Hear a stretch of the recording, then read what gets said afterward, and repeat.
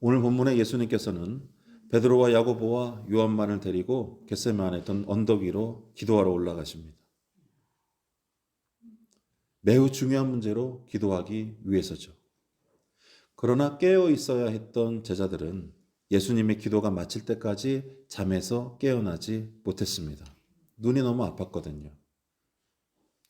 그래서 성경은 겟세마네 위에서의 숙명적인 씨름이 오직 그런 예수님의 목숨을 보여주고 있습니다. 예수님만이 마치 숙명처럼 그 문제를 피할 수 없는 그 문제로 씨름해야만 하는 그런 상황들을 보여주고 있는 것이죠. 그렇다면 예수님께서 감당할 몫은 무엇일까요? 41절에 이렇게 적혀 있습니다. 인자가 죄인의 손에 팔리게 될 사건. 그런 사건을 통해서 이제 죽음이 예수님께 닥치게 된다는 거예요. 죽음 앞에 어떤 사람이 편안할 수 있겠습니까?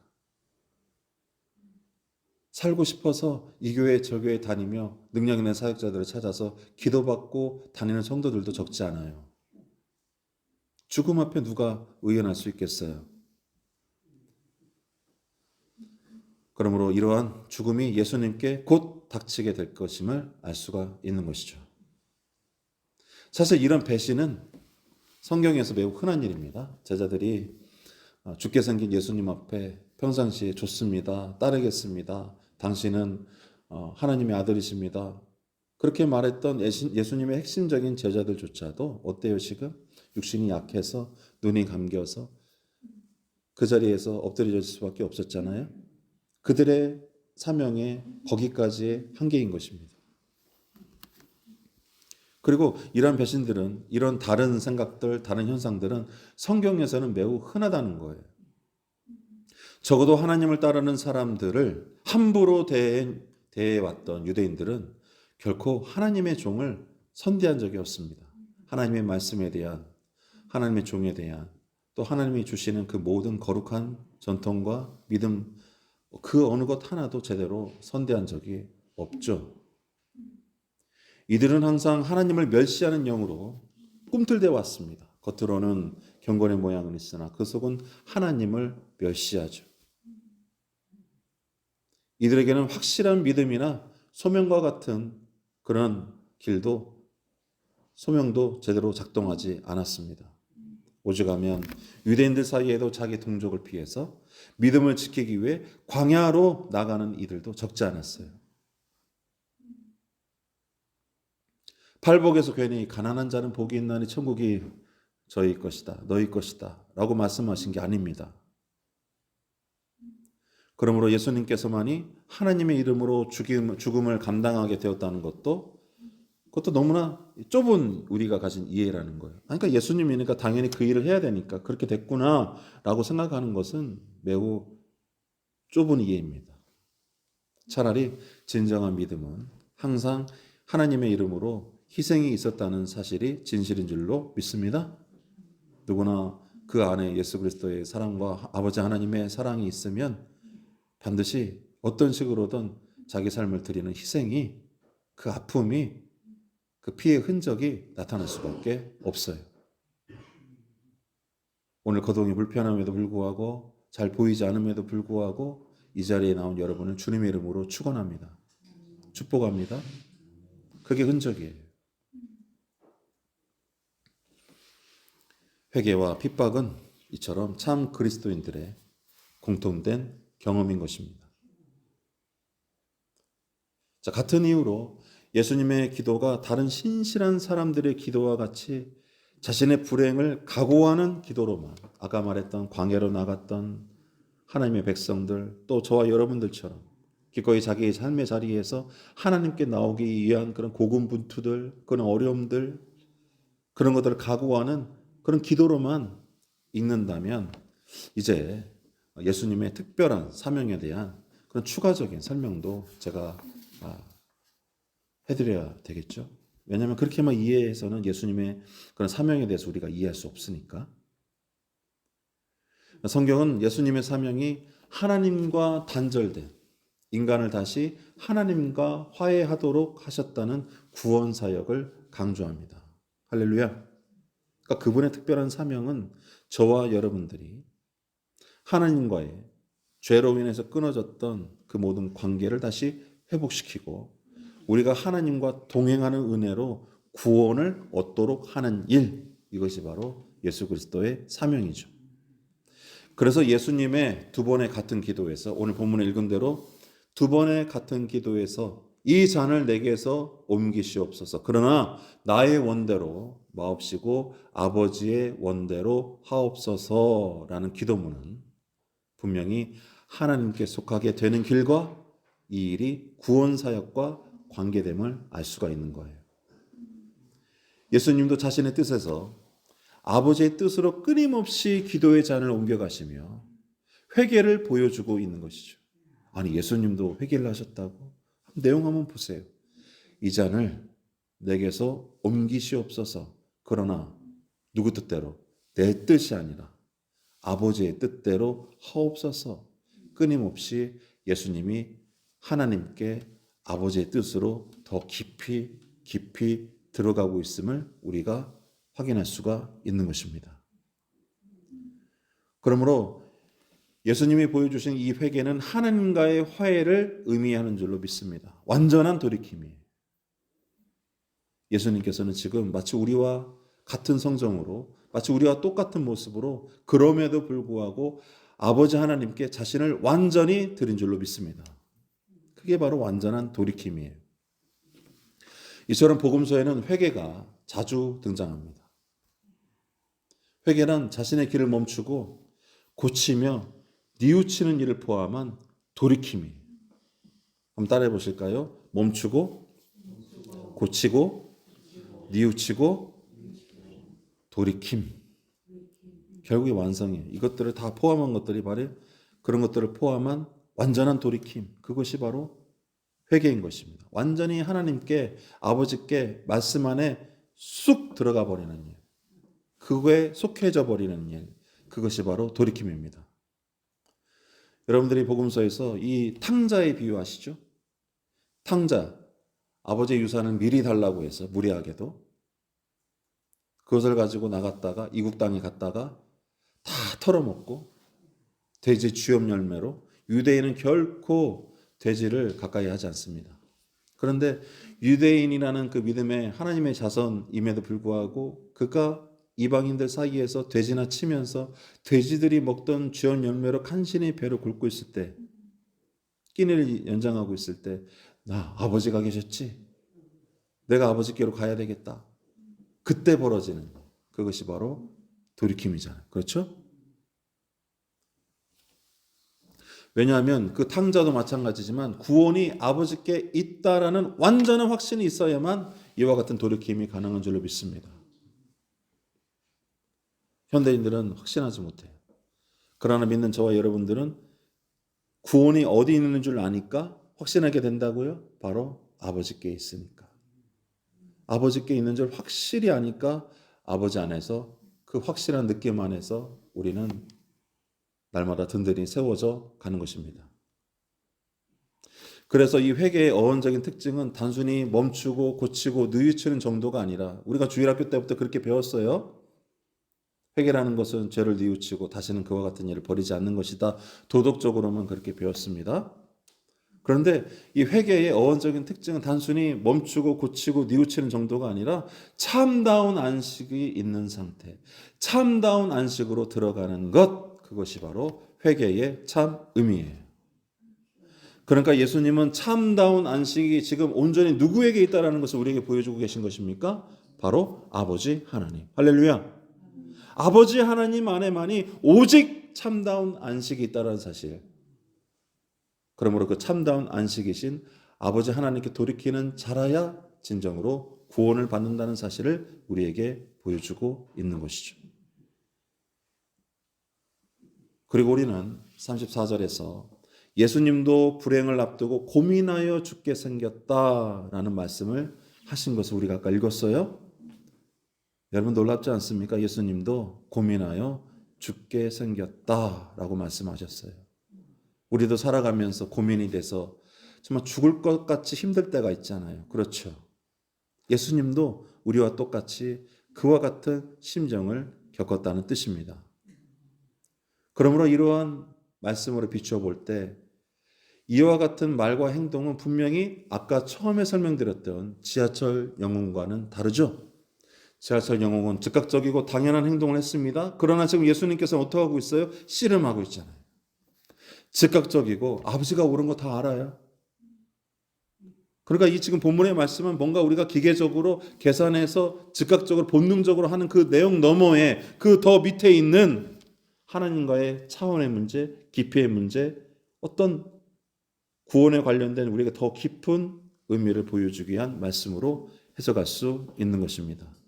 예수님도 우리와 같이 같은 성정을 가지셨으나 그래도 그 자신이 처한 상황 속에서 아버지의 뜻을 쫓기 위해 몸부림쳤다는 점에서 특히 그래요.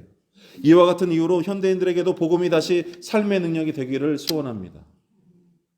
확신하지 못하는 현대인들에게 예수님도 우리처럼 흔들리셨다. 얼마나 큰 위로가 되겠어요?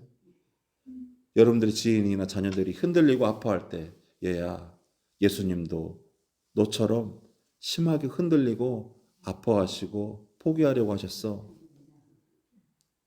그렇게 하면서 예수 복음을 자녀들에게, 이웃들에게 전파하기를 부탁드립니다. 그렇지만 어쨌든 예수님께서는 참다운 평화, 그 참다운 안식이 아버지께 있음을 분명히 확증하셨죠. 예수님의 선택은 옳은 줄로 믿습니다. 이걸 기계적으로 받아들이지 말라는 뜻이에요. 그거는 맹신입니다. 하나님께서 여러분들의 고민과 갈등과 그런 마음에서 일어나는 그런 여러 가지 생각들을 다 부정하시는 게 아니에요. 하나님과 우리는 죄로 인해서 이만큼의 거리가 있을 수밖에 없습니다. 하나님께서는 그 거리를 어떻게 좁혀 가시느냐. 바로 오늘 예수님께서 내가 죽게 생겼다. 내가 너무 괴롭다. 이와 같은 끊임없는 영적인 씨름과 갈등 속에서 우리가 그럼에도 그래도 아버지가 옳음으로 한 걸음 한 걸음 한 걸음 하나님께 나아가는 것처럼 우리가 그런 식으로 하나님과의 관계 속에서 죄의 문제를 해결하고 가까워지는 줄로 믿으시기를 바랍니다. 아까 한 지하철 영웅과 구스타인 박사의 말을 소개해드렸어요. 그가 말했죠. 전쟁터와 같이 급박한 상황에서 벌어지는 행동들은 지극히 자동적이고 계산하지 않고 모두의 생존을 위해 즉각적으로 행동하는 것입니다. 그러니까 그가 즉각적으로 행동한 것 자체는 평범한 일입니다. 그 뜻이에요. 하지만 이런 행동의 결과가 항상 모두를 살리는 일이 될지는 확실하지 않죠. 그렇죠? 41절에 예수님이 닥친 상황 역시도 임박한 전쟁과 똑같습니다. 우리 눈에 보이지 않지만 우리 그리스도인들은 그런 영안이 열려야 될 거예요. 그냥 보내는 하루하루가 아니라 세상의 문제가 아니라 그야말로 임박한 전쟁과 같이 우리는 날마다 기도로 그와 같은 상황들을 향해서 선포하고 믿음으로 씨름하고 이겨내야 되는 것이죠. 그러므로 예수님께서 이 임박한 전쟁을 앞에 두고 그 예수님의 결국의 선택은 분명 죽는 일이었고 이 이후의 일도 분명히 자신이 가늠할 수 있는 일이 아니었어요. 여러분 이게 중요합니다. 예수님께서 자기가 그와 같은 선택을 했을 때 그 다음에 어떤 일이 벌어질지 이분이 다 알고 계산해서 그와 같이 선택한 것이 아니라는 거예요. 믿음은 그런 것입니다. 믿음은 계산하고 내가 100만 원 넣었으니까 이자가 10,000원 붙겠지. 이건 믿음이 아니에요. 누가 뻔한 것을 믿는다고 합니까? 계산한다고 그러지. 지금 예수님께서 보여주고 있는 건 저와 여러분과 마찬가지로 그 일이 어떻게 될지 확실하지 않은 상황 가운데서도 지금 누구를 의지해서 아버지 하나님을 의지해서 그분만의 확신함으로 그 믿음 안에서 자신을 던진 겁니다. 왜냐하면 이 일은 온전히 아버지께 자신을 맡겨야만 하는 일이고 이후의 일도 모두 아버지께 달려있는 일이기 때문이에요. 이것이 바로 신앙입니다. 온전히 자신을 아버지 하나님 앞에 대면시키고 던질 수 있는 것 이것만 신앙이에요. 따라서 분명히 말씀드립니다만 기계적으로 또는 돈 넣고 돈 먹는 이자놀이와 같은 신앙은 이 시간에 나사렛 예수 이름으로 못 받기를 부탁드립니다. 따라서 34절에 고민하여 죽게 생겼다고 말씀하신 예수님을 통해서는 그도 우리와 같이 똑같이 흔들렸지만 오히려 물속으로 가라앉을 때에, 그렇죠? 예수님께서는 마치 그 선택으로 인해서 자기가 물속에 빠져서 끝도 없이 가라앉을 때라야 비로소 갑자기 내 차원에서는 상상도 못했지만 그 위에서 큰 손이 내려와서 그 아들을 건져내는 듯한, 마치 아버지가 드러내는 그와 같은 사건이 나타남을 우리가 생각할 수 있는 것이죠.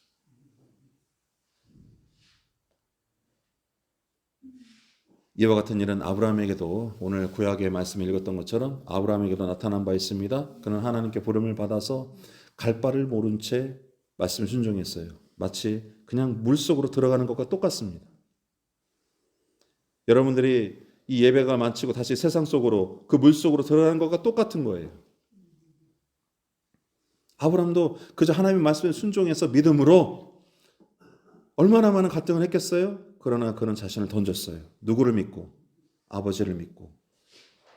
나는 비록 이해할 수 없으나 아버지를 믿고. 그냥 던진 거예요. 그렇게 갑니다. 그랬더니 하나님께서 창세기 15장의 말씀처럼 그 일을 의로 여겼어요. 어떤 일? 그 믿음을 의로 여기고 그에게 그를 축복한 줄로 믿습니다. 근데 하지만 그의 일생에는 고난과 슬픔이 적지 않았습니다. 그가 거부도 되고 하나님의 선택된 자녀도 되고 많은 은혜와 축복을 받았지만 아브라함의 일생처럼 고생과 고난과 슬픔 많은 인생도 그렇게 많지 않을 거예요. 심지어 늦게 얻은 자식을 죽여야만 하는 시험도 있었습니다. 이때 아브라함도 심히 고민했어요. 아내에게도, 아내가 한번 생각해 보십시오. 다 늙은 아내가 하나님의 은혜로 약속대로 정말로 어렵게 자기 몸종 하갈과의 다툼 끝에 그럼에도 어쨌든 자식을 낳았어요. 금쪽 같은 자식입니다. 아니, 자기 목숨보다 더 중요한 자식입니다. 그런데 어느 날 하나님이 아브라함에게 와서 네 자식을 내게 바쳐라. 네 믿음이 어느 정도, 네 믿음을 시험하려고 그 얘기를 아내에게 할 수 있겠습니까? 할 수 있겠어요? 없어요. 아브라함은 입을 닫아버려요. 지독히 침묵합니다. 그 모리아산의 그 황량한 풍경 속에서 밑에다가 몸종을 이제 내려놓고 낙이랑 내려놓고 불이랑 칼이랑 자기 아들이랑 나무짐을 지게 해가지고 산 끝대로 올라가는 그 장면을 한번 생각해 보십시오. 그때 아버지가 어떤 마음이었을까? 아무 말도 할 수가 없는 거예요. 하지만 지독히 침묵했지만 그 속은 천불이 났겠죠. 불안했겠죠. 씨름했겠죠. 마치 겟세마네의 예수님처럼 과연 이것을 해야 되나? 말아야 되나? 내 자식을 꼭 이래야만 했을까? 해야 되나? 이게 하나님의 뜻인가? 왜 이런 일이 내게 벌어지지? 왜 하나님께서는 내게 귀한 자식을 주시고 다시 뺏어가려고 하시지? 그런 오만 생각이 들지 않겠습니까? 주변은 조용하지만 그 속은 온갖 소리로 웅성 시끄럽지 않겠어요? 그런데 그의 지독한 침묵도 자기 믿음의 참됨이 반드시 하나님이 자신을 드러내실 때라야 확증되기에 지금부터의 그 일들은 아브라함의 일도 아니요 사라 일도 아니요 이삭의 일도 아니라 오직 하나님께 속한 일이라는 사실을 보여주기 위해 성경은 아브라함의 침묵을 우리에게 보여준 거예요. 그리고 이래 결국 또 하나님의 사자가 칼을 거두도록 아브라함아 멈춰라. 급하게 다가와서 말하기 전까지 계속 아브라함의 칼은 그 일을 하고 있었다는 것을 기억할 필요가 있습니다. 이 믿음이 뭔가, 구원이 뭔가. 예수님이 겟세마네 동산에서 그 언덕에서 왜 땀이 피가 되도록 기도하시고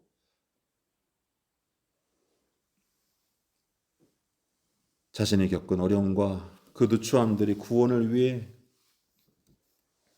우리는 살면서 하나님께서 나를 낮추는 일들을 경험할 때가 있어요. 여러분 한번 이 아브라함 사건과 예수님의 사건을 통해서 여러분 인생도 한번 잠시 돌아보시죠. 여러분도 겁도 없이 뭔가를 선택한 경험들이 있을 거예요. 그렇죠? 겁도 없이 하나님의 이름으로 혹은 잘 몰라서 내 뜻대로 선택해온 과정들이 있을 것입니다. 또 어떤 시련들은 오히려 나를 구원하기 위한 하나님의 최선이었구나라는 생각이 들 때가 있어요. 그때는 닥쳤을 때는 내가 도저히 받아들일 수가 없고 힘이 들고 이게 뭐야? 하나님 이게 뭐야? 그런데 지나고 나니까 이게 하나님의 최선이었고 최상이었구나라는 것을 경험할 때가 있어요.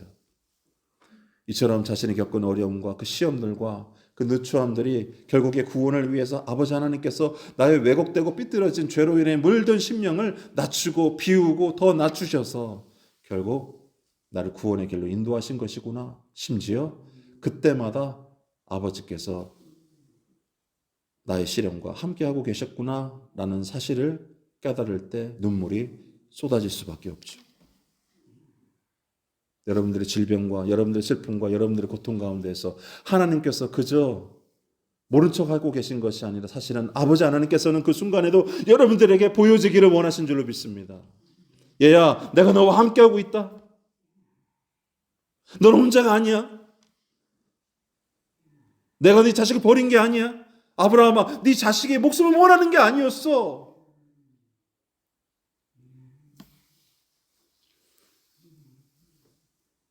그러므로 사랑하는 성도 여러분, 진실한 믿음과 평안은 반드시 물속에 잠기는 것 같이 죽음을 건널 수밖에 없는 줄로 믿습니다.